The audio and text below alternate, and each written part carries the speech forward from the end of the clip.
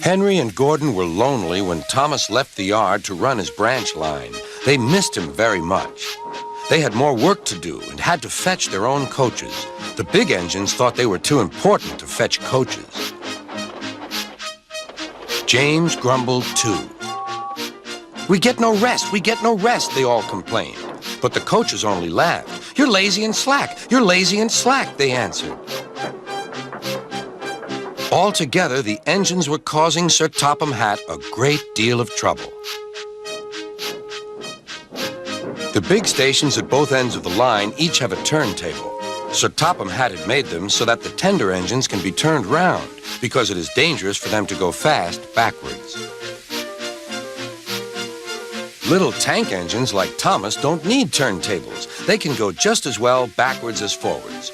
But to hear Gordon talk, you would have thought that Sir Topham Hatt had given him a tender just to show how important he was.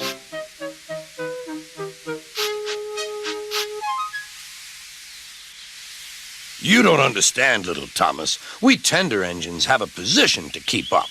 It doesn't matter where you go, but we are important. And for Sir Topham Hatt to make us do shunting, fetch coaches, and go on some of those dirty sidings, it's not the proper thing."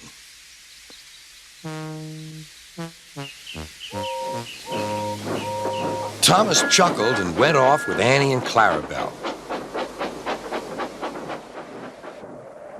"Disgraceful," Gordon hissed as he ran backwards to the turntable.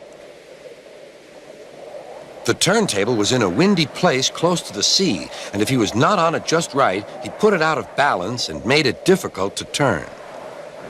Today, Gordon was in a bad temper, and the wind was blowing fiercely. His driver tried to make him stop in the right place, but Gordon wasn't trying. The fireman tried to turn the handle, but Gordon's weight and the strong wind prevented him. "It's no good," they said at last. "Your big tender upsets the balance. If you were a little tank engine, you'd be all right. Now you'll have to pull the next train backwards." "Look," called some boys, "there's a new tank engine."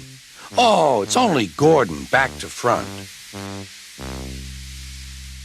"Hello," called Thomas. "Playing tank engines? Sensible engine. Take my advice, scrap your tender and have a nice bunker." Gordon said nothing. Even James laughed when he saw him. "Take care," hissed Gordon. "You might stick too." "No fear," chuckled James. "I'm not so fat as you." "I mustn't stick," thought James. He stopped on just the right place to balance the table. It could now swing easily. Gordon arrived in time to see everything. James turned much too easily. The wind puffed him round like a top. He couldn't stop.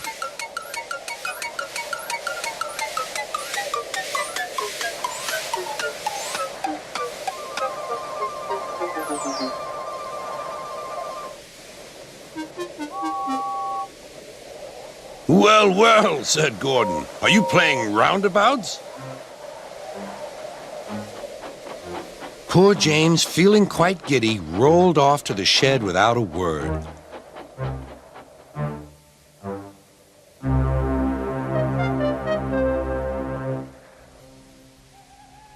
That night, the three engines had an indignation meeting. "It's shameful to treat tender engines like this. Gordon has to go backwards, and people think he's a tank engine. James spins round like a top, and everyone laughs at us. And to add to that, Sir Topham Hatt makes us all shunt in dirty sidings. Ugh!" "Listen," said Gordon. He whispered something to the others. "We'll do it tomorrow. Sir Topham Hatt will look silly." The engines had decided to go on strike.